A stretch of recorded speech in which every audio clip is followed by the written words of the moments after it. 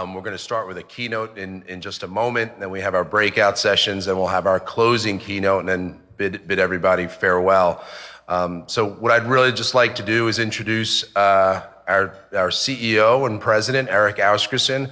Erik kind of bookends every digital CPA event with kind of an environmental scan on what's happening at CPA.com, but more broadly across the profession. And a lot of it will be stressing just the discussions that we've had over the past couple of days. He's got a wonderful panel of experts that'll be joining him. So please go ahead and join me in welcoming Erik to the stage.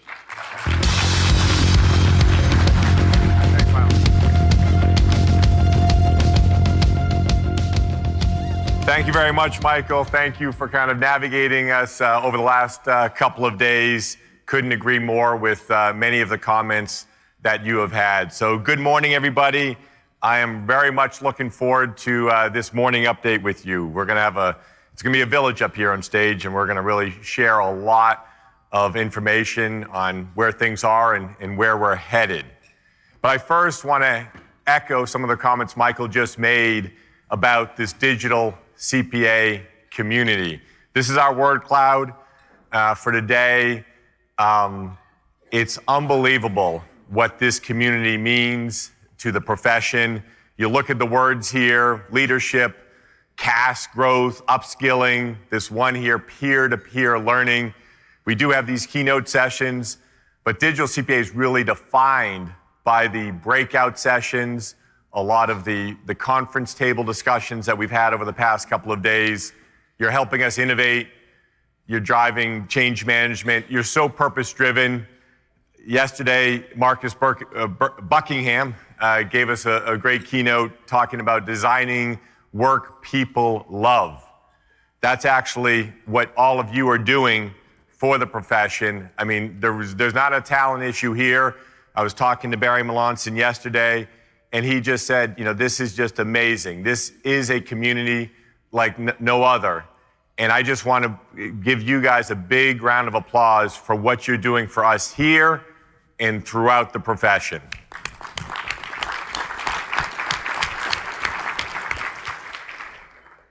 So moving on, this is our flywheel. This is the digital CPA flywheel. In some ways, it's the profession flywheel. It all starts with the broader ecosystem, the technology partners that we have here with us, the broader group of technology partners that we bring to events like Engage. They are really helping transform, the practice of financing and accounting with all of these different technology triggers. And in a moment, I'm going to be bringing Aaron Harris, the Chief Technology Officer from Sage, on stage with me to talk about where technology is going. But the most important thing that we're always talking about is the transformation of the practice areas and the plans and the strategies that bring these technologies to life for all of our clients. So we're releasing, every year we release the hype cycle. It's our version of the hype cycle. This is Gartner runs the hype cycle program, and we take a derivative of this hype cycle. We work with a number of technology leaders. We think about what's important for the profession. We put together symposiums. We have blockchain symposiums. We've got ESG symposiums. And we think about these different technology triggers. You look at the slide here today, you've got things that are in the peak of inflated expectations, like Web 3.0, which is a blockchain-based version of the internet. Right now, you've got RPA, robotic process automation, kind of in the plateau of productivity. That's actually the most common AI tool right now that we're seeing in the CAS practice. But I'm going to be discussing a pretty exciting new development that was announced this week with Aaron it's an AI chatbot. It's called ChatGPT, which stands for Generative Pre-trained Transformer. It was launched by the OpenAI company, and in 5 days, it's got 1 million people signed up. So I'm going to talk more about that with Aaron. But these technology triggers are important for us to look at and study, and that's what we've been doing. But the most important thing is about the transformation of the practice strategies, this digital transformation effort we've been talking about, building scalable, repeatable practices. working on business model transformation. And this is what I'm going to be talking about in the second half of this keynote with this broad panel. So what I want to do right now is I want to bring up Aaron Harris to kind of really help look at where technology is going for the accounting profession.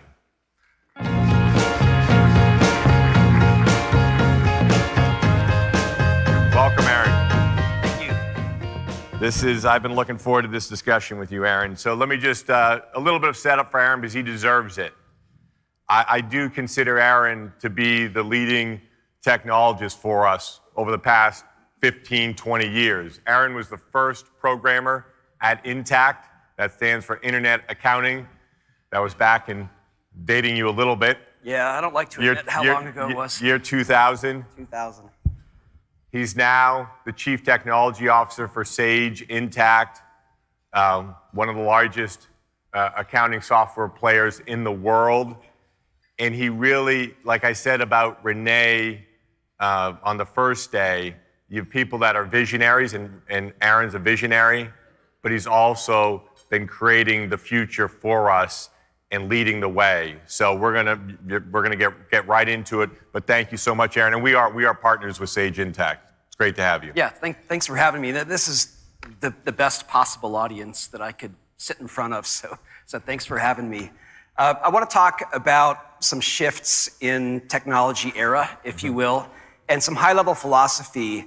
I use this slide a lot as the backdrop for this idea that for most of the history of technology, we've had to design solutions within constraints, whether it's the cost of the technology, whether it's the computing power driving the technology, whether it's how accessible it is to everyday developers, and that world of constraints has really limited the vision for what we can do building in our world accounting software. It's led to things like batched processing. It's what limits us from doing anything better than a monthly close or quarterly reporting, annual audits. And fundamentally, what I'm arguing is we've moved from an era of technology scarcity that constrains our vision to an era of technology abundance, where we can really throw all those ideas out the window. Technology is cheap, it's accessible, there's power to do everything.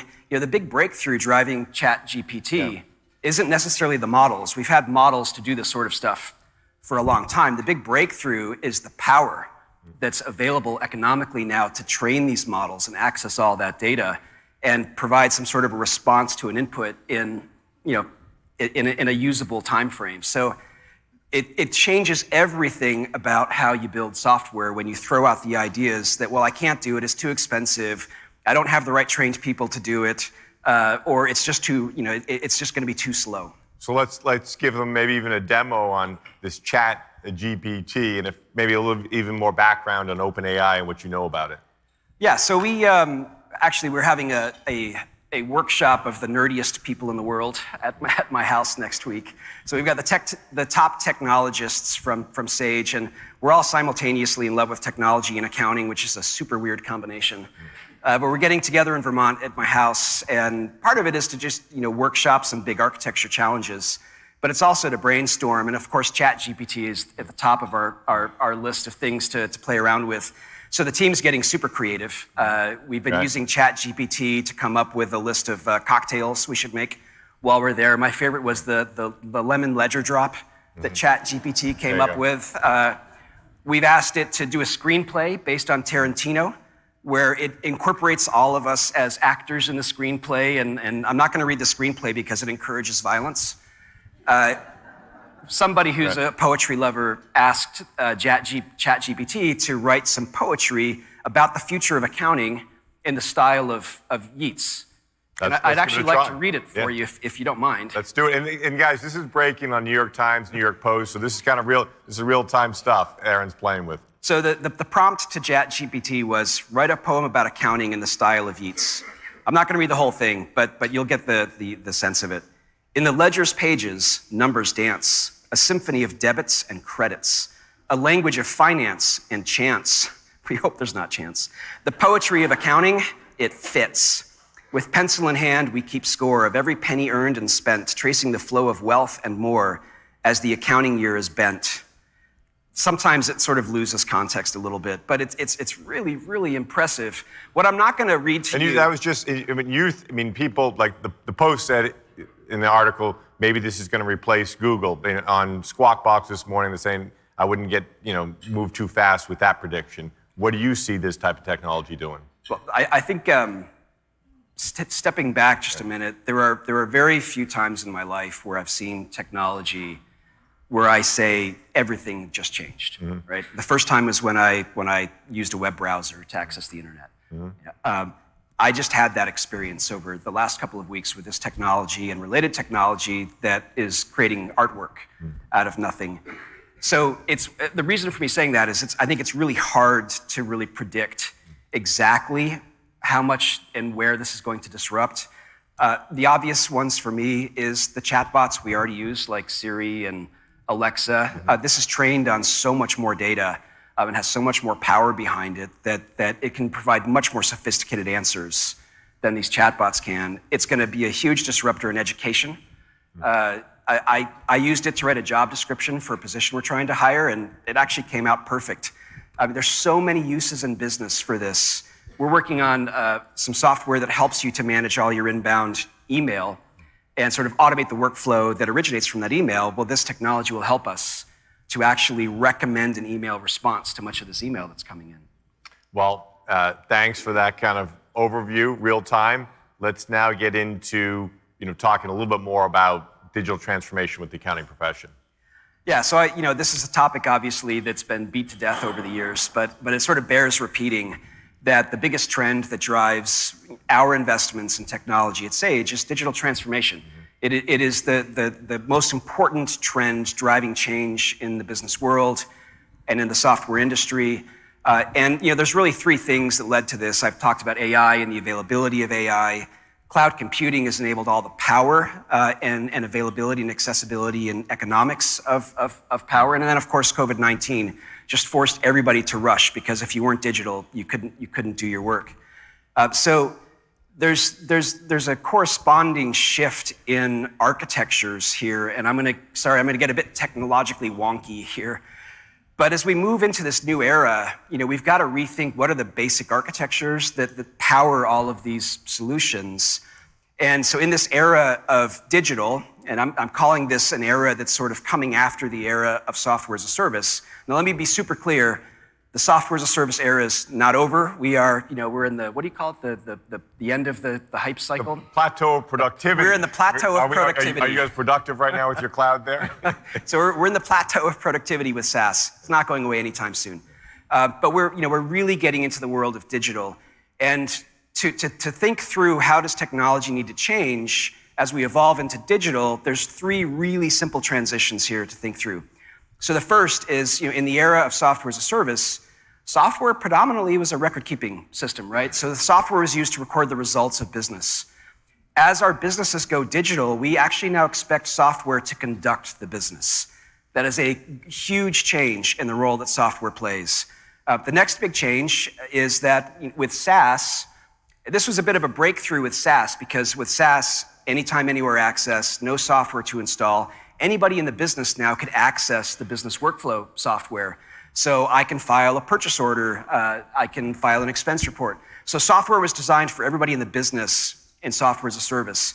But now with digital business models that expand across the ecosystem, in the way we design software, we've got to design it to include the workflows that span every stakeholder in the business ecosystem. And so this leads to another big change in the way we approach the technology. The big breakthrough in SaaS was multi-tenancy, which essentially was this idea that to really do this at scale and to do it economically, you've got to have everybody sharing one big common instance of the software. So we continue to do that in the digital era, but we're saying, well, with the importance of data, with the idea that business models, when they're digital, span ecosystems, we need to share not only the computing resources, but we need everybody to share common sets of data. We need everybody transacting on the same platforms. And so this leads to, on this next slide here, the big breakthrough architecture, if you will. With SaaS, it was multi-tenancy. It enabled us to make economical, high-value businesses. Now in the digital era, it's networks. You're using networks every day with your consumer apps like DoorDash and Uber. I mean, these are super common architectures. They are now emerging as the reference architecture for the age of digital transformation. It's what's required to get all the data together to train the AI. It's what's required to create the networks of digital connectivity. It's what's required to change the way we access technology, not requiring people to log into big monolithic applications anymore. Well, I have a question for you, because I think at the early stages of SaaS, there was a lot of people that just said, okay, I'm just going to move an enterprise solution into the cloud and not make it multi-tenancy. And now with digital networks, you probably all have the same thing. People say, I've got a digital network, but it's truly not an embedded network the way you're discussing it. So just comments on kind of where the evolution and really the installation of these digital networks, comparable to, in the early stages of this SaaS movement. Right. So when we moved into SaaS, so for example, when we started Intact 22 years ago, we were replacing the on-premise products at the time. And some people just went to the cloud and said, we're just like you. Yeah, well, some of that happened. Hosting, yeah. Yeah. But with digital networks, we're not replacing these SaaS products. We're creating new layers of connectivity. So there's not this real urgency anymore to sort of push technology from one generation to another. The urgency now is about creating all that connectivity. And in the case of Sage, we've got hundreds of products. Many of those products are cloud native, but many of the products are also still client-server products that maybe we host them, maybe they're on-premise. The promise of a digital network is it doesn't really matter. If you can connect a product to the internet, which, I mean, come on, we can connect anything to the internet now. You can connect to these networks and start to derive value from the services of the networks. Well, let's just give a couple of examples of what these digital networks are going to mean. Yeah, so there's, this wave is driving, obviously, disruption in the industry as well. There's a few categories of disruption that, frankly, require us at Sage to really think through, well, how are we going to be disrupted? The ultimate question is, how will customers, businesses in the future buy and use accounting technology? And this digital disruption is creating a couple of new categories. So the first one for me is vertical SaaS. There's this abundance of technology is driving vertically oriented digital platforms for every conceivable industry. The big ones like Shopify. We just acquired a company called Brightpearl, which is a digital operations for retailers. But pick an industry, and there is a vertical SaaS solution that does all of the business workflows for it in a digital way.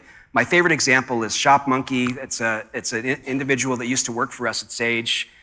He loved auto mechanics, and he went and raised a bunch of money. And if you're an auto mechanic now in the US, when you think about buying your first accounting solution, you're not going to the traditional stuff off the shelf anymore. You're going to get ShopMonkey because it does your supply chain for you, it does your scheduling, it does your revenue cycles for you. So the first big thing here that's changing the way people use accounting technology is these vertical SaaS players are blowing up. Yep. So the second one is the evolution of fintech. So as banking goes more digital, as these digital banking products become more accessible to small businesses, I should say banking and payments, when they think about the offering of their solutions, they're starting to incorporate accounting capabilities into them with things like invoicing and payroll for small businesses. But some of the players like Starling Bank here in the UK, they're incorporating bookkeeping into the banking product, right? So what's really I think disruptive about this is that the first decision that a business makes is their bank decision. And so now when they make that first decision, they're going to be given the opportunity to also choose their accounting solution. So very, very disruptive, especially for small businesses. The third big wave is, there's various names for this. I call it digital bookkeeping. But the idea that, and this is the one you guys should really pay attention to, this idea that you buy professional services that create, assets for you, your monthly financial statements that are now offered as digital products where you're not interacting with humans, everything is done digitally. There's all kinds of technology behind the scenes, but again, it's one of those things where when I make my decision about how I'm going to solve my accounting problems, I've got another choice now to go with a fully digital bookkeeping solution. Well, Aaron, I think there's a lot of insights here looking at these three trends here. Because the first one, I know there's firms right now doing cash practices leveraging Toast for the restaurant market. So there's going to be more and more of that occurring. The embedded networks, that's so important. Looking at spend management and other things we've been talking about this week. And then this is some of the competition out there, some of the other alternatives. And this is why doing the business insights on top of the digital bookkeeping makes so much sense. Yep. And I think an important point to make there, those digital bookkeeping solutions aren't using any super exotic technology. They're using stuff that you're using in your practices. So they're making heavy use of robotic process automation, for example. So that there's no technology edge there. This is, I think, going back to that very first slide that I put up, don't constrain yourself by what you think is available to you or accessible or cost or whatever. Change your thinking. You can do it. It's all out there and accessible, and it's moving fast. So we're global. We're going to talk a little bit about what's happening globally. It's happening less here in the U.S., but it's driving some rapid change, especially in Europe right now, where governments are imposing digital workflows for compliance. So in the UK, there's a massive program called Making Tax Digital right now that is pushing businesses in the UK to not only file their taxes digitally, that's the easy part, but they've got to be able to tie those tax reports that they file digitally back to their accounting software. So it's driving not only movement to sort of digital practices, but again, because of how the compliances are rolled out and the types of companies it impacts, it's changing when you buy accounting software. The other big example is e-invoicing, which is going to drive massive digitalization of the invoicing process. So here's a map of reporting requirements worldwide. You've got UK making tax digital there, and you look at impact on business process and impact on systems. You see, France. We've got a lot of attendees here from France, and I was talking to them yesterday about e-invoicing. Yesterday in the town hall, when we started talking about the new requirements out of the earlier act this year on reporting of any digital payment received that was more than $600, the 1099K reporting requirement, it's happening here in the U.S. In the U.S., we're laggards compared to the rest of the world. So this is something we're going to be looking at what's going on in Europe, and there's no question the digital movement from a regulatory standpoint is going to start coming to the U.S., and that's going to be another value add for the CAS line. So we're pretty much right here at closing time, Aaron. So just final thoughts, and then we'll be bringing up the next panel. Yeah. So just really quickly, this is our one slide. What are we innovating? What's the objective? What's the ambition that we're innovating for? And it's really straightforward. You can throw out all the old ways of thinking about the way you do your accounting workflows when you know that there's an abundance of available technology. So we're going to use technology to convert the workflows into continuous workflows. We want to eliminate the close. Very ambitious. We want to pair that with technology that creates continuous trust and assurance along with all of that automation. And we're going to use the same technology now that your teams are freed up from all that repetitive work to give you, more access to insights and more ability to make strategic decisions. Well, thank you, Aaron. And this is a fantastic closing slide, really summarizing everything that you're doing. Thanks for your partnership. Thanks for your leadership. Let's big round of applause for Aaron.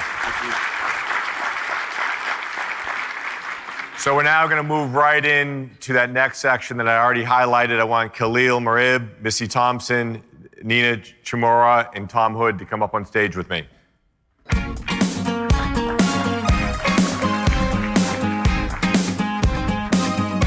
So now we're going to talk about how we're making all this technology work.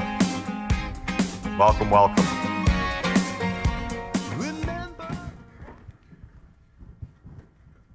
Well, Kalil, I'm going to start off the discussion with you on that. We highlighted a few of your tweets here earlier this morning. So talking about, and welcome, Kalil. Kalil leads our professional services area, and many of you know him.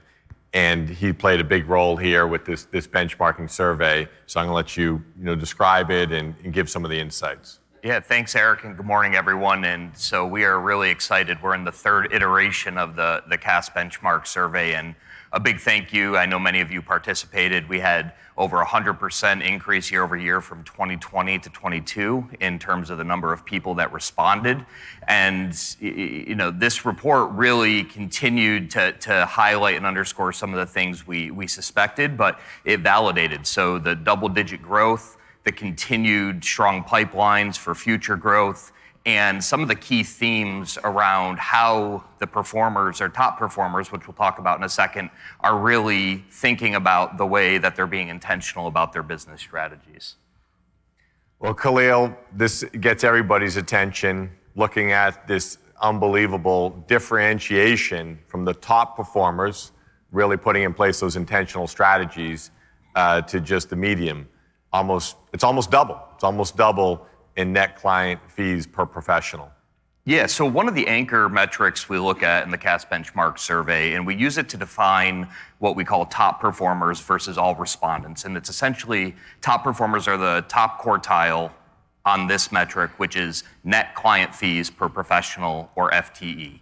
And so this year, not only was it a significant jump for that group ahead of 2020, but as Eric mentioned, almost double what we saw from the entire respondent field. And so what that's telling us is there's better leverage.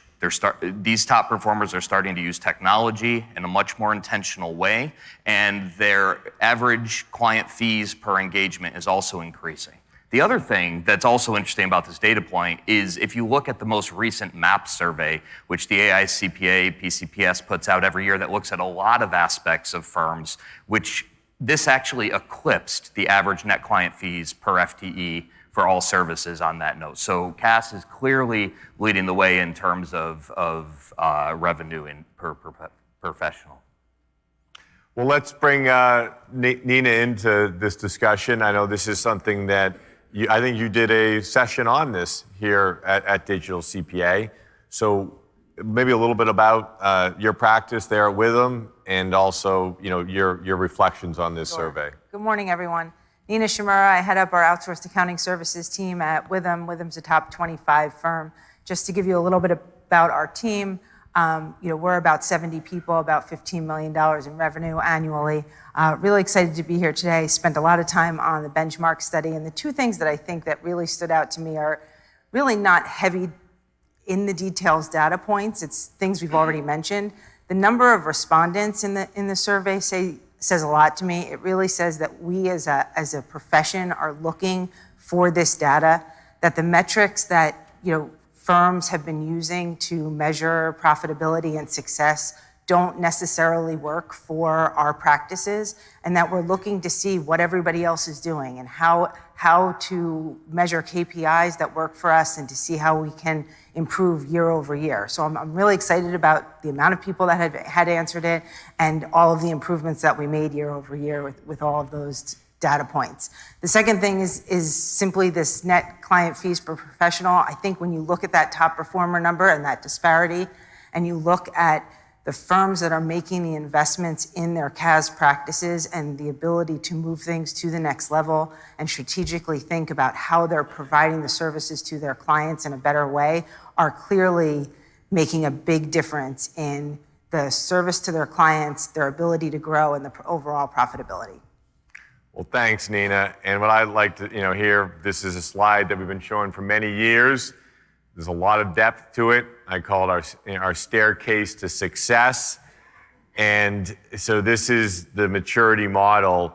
And if you look at this, it talks about financial CAS. Sometimes we call that CAS 1.0, this business insights CAS 2.0, the different functions that occur in those areas. In these intentional business strategies, it's what these firms are putting in place that's really driving the success. So I want to bring you, Missy Thompson from Baker Tilly, into this discussion. Actually, this framework and some of the CAS 2.0 framework is something that we've been working on with you. Yeah, absolutely. Thank you, Eric. Like I said, I'm Missy Thompson with Baker Tilly. Baker Tilly is a top 10 firm nationwide, about 6,000 people. We have about 250 people in our CAS practice. This is actually something I think that we've been wanting, right? We want the definition. We want to be able to define these different levels. We want to be able to upskill our people into these, and this is really the key to success. You know, we've been living in kind of an unstructured environment as we're all trying to build this together.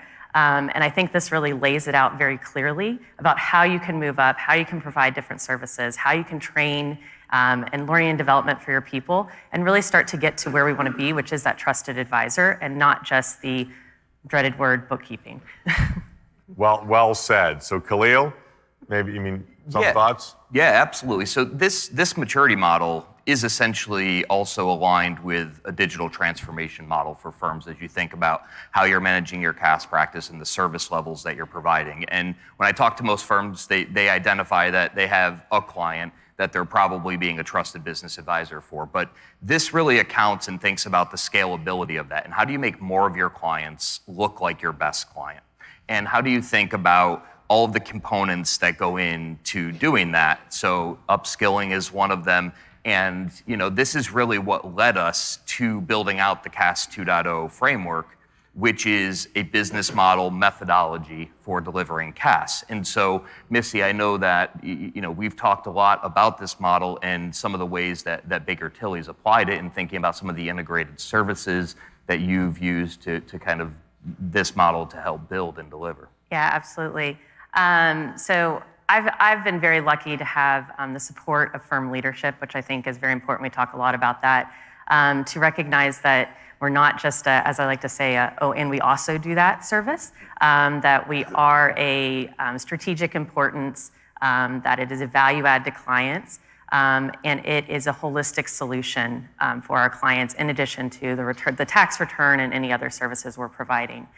Currently, we have a go-to-market strategy today at Baker Tilly that is a three-pronged stool with tax, accounting, and HR.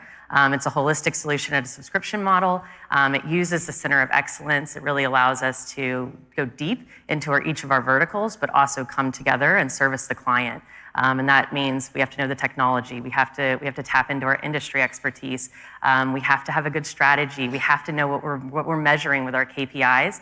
And all of that together is really the solution for the client. And again, not just and we also do that. Well, one thing I want to add to that is that what's the why behind one of the whys behind the CAS 2.0 practice strategy that we've put in place. One of the whys is non-CPA firms are growing faster at times in this client accounting service, client advisory services, BPO category than firms, and we understand the reasons why. I mean, you do have good leadership there at Baker Tilly, but there's things that you need to work with them on related to the strategy and governance. And I know working with Alan Whitman and others, you're saying, okay, how do we really put in place the right strategy and governance to build the success? Because all the firms in the room and most of the top 100, absolutely, they can deliver a CAS service line, but there's elements here that further work is needed on, and that's what we're working on. So maybe, Nina, some comments from you with the Withum perspective. Sure. I think at Withum, we're taking our client accounting services and really looking here holistically at all of these things, but on the practice development side about, how can we go deeper within each industry? How can we make sure that our teams are working not only with what we call our OASIS team, our accounting services, but all of our advisory services and all of our ancillary accounting services that come within the firm, because our true value to our clients is not just whatever service we're providing, but it's all of the things that Withum can provide to the client and all of the relationships that we can bring to the table. And when they have a problem, knowing that they can come to us to solve that, and being an integrated team that understands all of the people and solutions that we have to bring to our clients can really set them up for success and growth. One thing this has also illuminated in conversations with firms is that the conversation around CAS is changing, And there's a lot of stakeholders in the firms in other practice areas. So technology consulting, CFO advisory, operations, marketing, all of these areas now, if you look at this framework and where the focus is, this can't be done just by resources in the CAS practice. It's a bigger conversation. And at times it's, Aaron Harris, digital's bringing new business models. I think this conversation is going to bring a new business model in the way firms are thinking about going to market. Well, thanks. So let's now, pivot and just talk a little bit broader about the finance function. My friend Tom Hood's been sitting very quietly at the end of the stage here. So Kalil, you and Tom are working on some of the broader finance learning activities. Yeah. So good morning, everyone. It's great to be here. Since I've joined the association about a year and a half ago, my remit has been to really work on the future of finance in the corporate side, kind of from my old days as being a CFO. And we held a session at Engage this past summer, and we had a session geared for finance, so it wasn't meant for practitioners. 150 people in a room, we're doing some polling, and I'm looking at it, I'm like, there's some different things showing up here. So I said, how many of you are in public accounting? Half the room raised their hands. And almost all of them were CAS people. Mm-hmm. And that's when it blinding flash of the obvious said, they're experiencing the same trends and issues that the future finance folks, these large corporate CFOs were. And so that opened up a whole conversation with Kalil about what we're doing in the corporate finance arena to upskill, same challenges. Talent, number one issue, digital transformation, accelerating everything, and this idea of shifting their role. So just like you show that maturity model going from effectively bookkeeping, when you get out of the basic financial statement prep and start to move into CFO services, that's higher value things. Yes. And suddenly we have the future finance are defining this role as the chief future officer, a shift from hindsight to foresight. And it's exact same thing happening in this practice. I would suggest it's actually the same thing happening in most firms from a consulting perspective. How do we add more value to the client instead of just doing compliance? Compliance is still important, absolutely, table stakes, but it's what you do on above that. So Kalil and I have been working now with a group of our team to map some of the curriculum from the corporate finance arena to the CAS practices and mapped into that maturity model. Well, and I know we're going to talk about that a little bit in a second, and that's a really exciting opportunity. But this convergence that you're talking about between what's happening in finance ties exactly to again, this idea of a continual business cycle driving from data to decision making, but also I think it sets the tone for what all CAS practices should be aspiring to be, because businesses are not thinking about outsourcing as a low-cost option for finance and accounting. Right. They're looking at outsourcing a lot of times because they're not getting what they need out of the internal finance and accounting function. And so CAS, as that role, really needs to be looking at these trends to make sure this is where your sights are set in terms of what you're providing as a CAS provider. So Tom, this is something that you and I have worked on this year, really exciting, and so this is the technical upskilling of those management accounting skills. But how did this really come to be, and what's included in this? So this is the mapping of what we've been doing. A lot of it's from the core of the CGMA Finance Leadership Program, and we unbundled that and curated kind of the minimum viable product of programming to help people get the skills they need quickly in each one of these value-added roles. I mean, one of the things, back to what we talked about earlier, Kalil, during the pandemic, the increase in forecasting on the finance teams went up by 30 times, starting in the month of March when the pandemic started. And it stayed that way through probably the year and a half. It started to slow down a little, but ever since inflation, recession, supply chain, that need for data analytics has then surged back up again. So effectively, what your small business clients or your mid-sized clients need is they need those insights quicker than ever, because you got to close the books fast to get to good forecasting data. And so all that shows up in the CFO financial 1 and 2, and then even more in the business insights and chief value officer. I mean, there's almost no accounting in those last 2, right? It goes from heavy duty finance, so controller is getting all the books right and the transactions. CFO is analyzing that relative to the future of the business. And then the business insights is that whole advisory, which is what all these large corporate CFOs are trying to move into as well with their teams.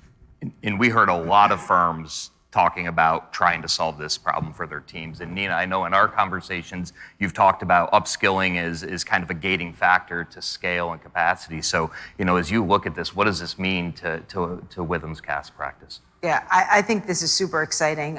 Personally, I truly believe in lifetime learning, and I think being able to give all of our team members at all level a path of upskilling is truly important. I think one of the things that people miss when they look at that CAS maturity model is that very thin line where it goes from transactional to advisory and it goes all the way through. And what that means to me is that yes, there's a truly advisory piece all the way at the end at that CFO, trusted advisor, but what we can bring as advisors and controllers all the way through is advisory at all levels, and being able to see multiple businesses and multiple technologies and all of these things and bring them back to our clients and advise them all the way from accounts payable to that highest level of financing and business decisions. And I think that giving our team members a place to learn those things and a nomenclature and a way to express that to our clients is just going to be so powerful for the community.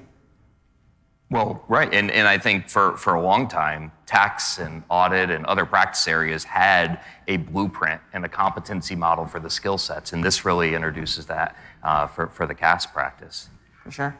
Well, and I think there's been a lot of confusion between controller, CFO, even throw COO in there. And we all struggle with that. And we struggle, there's a financial CFO, there's a business insight CFO, and then we all want to be value providers to our clients. And like I said, just defining this and being able to allow our people to see, hey, I can do this and I can see what that level is and I can then move up to the next level. That's really important to our people. It's important to us. That's important for leverage. And that's important for career paths and growth and getting people excited about CAS and really understanding the value that it provides. Yeah, I mean, just to kind of summarize a little bit, we've got the capability that's come in place over the past decade. We've now defined the CAS area. We've put together the business plans, the strategies related to it, and now it's a career path. I mean, this is just a career path. We've past digital CPA chairs have become, risen up and become partner. Our current chair, Judy Gruden, built up a firm and now has merged it with a top 100 firm. So people have seen the success, and this is just the next iteration of where this whole business area is going. Yes. I think that the beauty of this is it really combines the ultimate strengths of our association. I mean, almost half our members are in business and industry, nonprofits and government outside of public accounting. And then you have the public accounting side. And this is like marrying the two. There's no other associations that have that breadth of membership. Other associations might be focused on public accounting or on management accounting, but nobody has it both. And this really leverages the power of our entire profession. Yeah. Well, what we're going to do now is we're going to hit a little bit on change management and then talk about another topic. Yeah, so something that we've been really focused on this year is thinking through, again, what are some of the key gating factors in ways that we need to continue to enable the CAS community to grow and move up the maturity model and continue to have success. And, a decade ago when I joined CPA.com, it was about the learning curve around using cloud-based technology. Most firms, I would say every firm here is comfortable adopting a new technology that's cloud-based. But now it's all about change management and making sure that the firm is understanding and making the right adjustments and a lot of those things in the CAS 2.0 model to enable the success of this future business model. And so this change management framework is rooted in best practices around change management, but it's essentially the approach of assessing your current state, identifying where your gaps are and prioritizing, and then thinking about how to build a strategy and then measuring your execution. And this is the journey that we're all about enabling firms on. So we're going to continue to look at how we do this. I know, Nina, that you are very thoughtful and intentional about your strategic planning process, and you've shared even that this has become more continual for you in the agile world that we're in as well. Yeah, we find that we at least annually need to sit down and really map out what are the things that we need to work on, what are the most important factors that will create the most change that can help us increase the knowledge base of our team, leverage, help our clients continue to grow and innovate, and all of those things. But that, we're realizing that things change at a pace that is so quick that we have to be agile with that process, and we have to be willing to change, and we have to revisit it, take a look at how we're tracking to it, and continue to improve. And I think that the idea of what are we doing today to set up tomorrow to be better has to be continually thought about, as opposed to just trying to get done what you need to get done today. Yeah, I think it's crazy to think, 10 years ago, maybe even 15 years ago, where this industry was, or this service line was, and how we were able to quickly pivot. I think 10 years is not that long of a time in the whole accounting world. And we've been able to quickly pivot. I mean, our technology partners have been huge pushers of us in that. We've been pushing our firms and our leadership to adopt this, including audit and tax, right, to get on board. But yeah, being able to quickly pivot, but having a clear direction of where you're going, right? So we don't want to be zigzagging all over the place. You want to have this vision of where we are, which I think CPA.com has been very helpful in helping structure that, and see what you could be and where we want to go, but also being able to recognize that it's not always just going to be a clear path, and there are going to be some bumps in the road, but and being able, again, to quickly pivot, be agile, but have that clear vision in the future of where you want to be.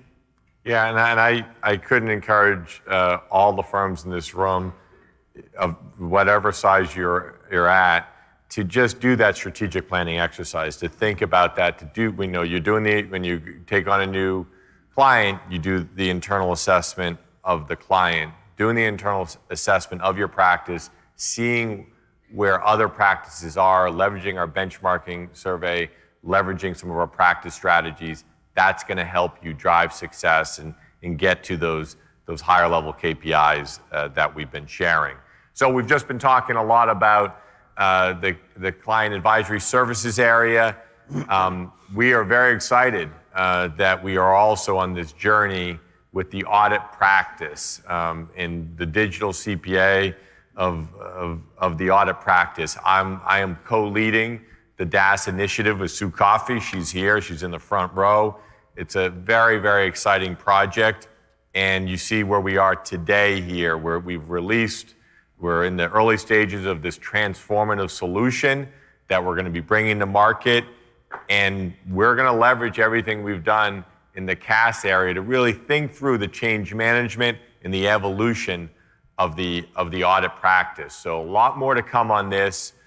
We will be doing a lot with this at next year's digital CPA, which you heard is going to be in Vegas. So Kalil, anything you'd like to add? Yes, so this slide may look a little familiar. So there's some similarities as we think about digital transformation around audit and CAS, but there's also some differences.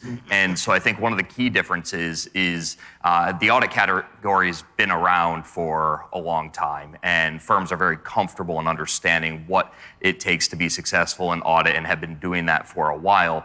What's going to be different here, though, is I think you had an ability to be incremental moving to the cloud with the new technologies in CAS. It was the business model that was different. Here, the biggest step is going to be the technology and a step into the new methodology to get there. So it's going to look a little bit different in terms of what needs to happen, but this is absolutely the journey that we're going to be on. Well, that kind of brings us to the close of this session. One thing, I said this at the beginning, but this is really about doing all of this together. I talked about the ecosystem and technology in partnership with Aaron Harris and so many other of the technology leaders. And then what we just heard here with this panel, we're working with the firms, we're working with other areas of the AICPA on putting out more tools and capabilities. So just been fantastic being with you here at Digital CPA. We've got a great set of closing breakout sessions and a closing keynote here. So what I want to do now is to bring Casey back up to close this session. And thanks to all of you, and thanks to this great panel. Absolutely. Thank you, Erik, and thank you to all of our panelists. That was fascinating, not only on emerging technologies, but an exploding practice area. Thank you all for leading the way. And you have got to love the marrying of Irish poetry with accounting. That was fantastic. So now, as Erik mentioned, we are going to go to breakouts.